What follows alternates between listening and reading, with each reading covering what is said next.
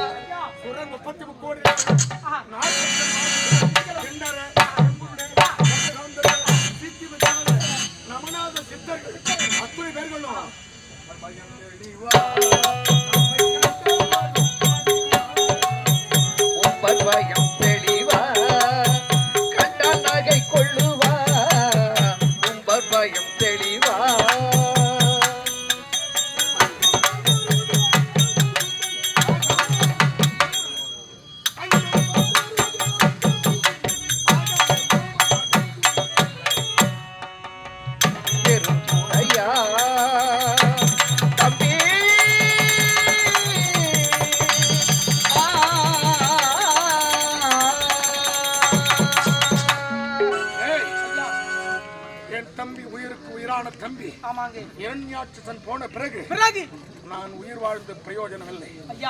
ஆகையினாலே ஆழக்குடி தோண்டி நெருப்பை வளர்த்துங்கள்.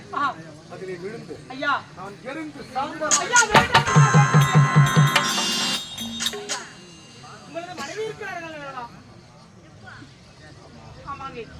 அந்த எதிராளியை விடக்கூடாது. கழிக்கு பழிவாங்க. தேவர்கள் நகைப்பார்கள். நம் பெயரை கேட்டவுடனே நடித்தவர்கள் எல்லாம் அசுர குலத்தை கேவலமாக நினைப்பார்கள். ஆகையினாலே நான் சாகக்கூடாது. நீங்கள் சாகக்கூடாது. நீங்கள் ஏன் சாக வேண்டும்? அந்த நாராயணனை நீங்கள் கொண்டு குவித்தால்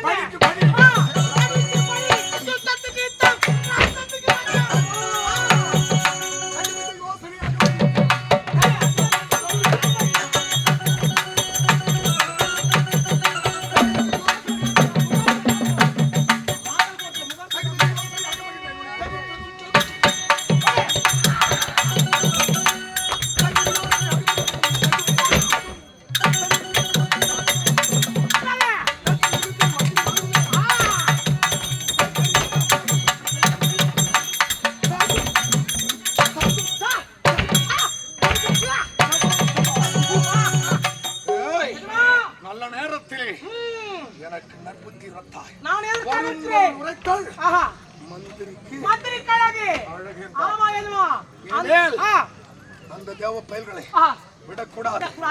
அந்த மட்டி பிரஷ்டி மாயாவி நாராயணன் எங்கே இருக்கிறார்? அப்படி என்று தேடி கண்டுபிடித்து அவனை கொல்லுவதே உங்களது வேலை. அதனாலே இப்பொழுது நாம் உடபலத்தில் இருக்கிறோம். வரபலம் வேண்டும். பாட்டனாகிய பிரம்மதேவனிடத்திலே அரிய பெரிய வரங்களை பெற்று வரப்போகிறேன். ஏனென்றால் எதிரி மாயாவி, அவன் சூதுக்காரன், வாதுக்காரன். ஆமா ஆமா, அவனை வெல்ல வேண்டுமானால் அவனை விட பெரியவனாக நாம் இருக்க வேண்டும் அல்லவா? அப்படி இருந்த போதிலும் என் தம்பி என்ன செய்வது ஐயா? ஐயா, மனம் தளராதீர்கள் ஐயா. அந்த நாராயணனை கொண்டு குவிக்க வேண்டும். எனக்கு இருக்குது கோபம். தம்பிகாரன் செத்துட்டான். என் வீட்டு உப்பு விடத்தை தின்றாய் அல்லவா? அதனால உனக்கு இருக்க அந்த கோபம். ஆமாங்க. இருந்தாலும் கோபம் குடியை கொடுக்கும் என்பார். அப்படியா? என்ன செய்ய வேண்டும்? அரண்மனை அந்த புறத்துக்கு செல்ல வேண்டும். என் மனைவி லீலாவதி பார்த்து அம்மா பார்க்கணும். ஒரு வார்த்தை அவளிடத்திலே இந்த துக்க செய்தி சொல்லி நான் கானகத்துக்கு புறப்பட வேண்டும். ஆமாங்க. தவத்துக்கு புறப்பட வேண்டும். உண்மைதான். புறப்படு. ஆகட்டும்.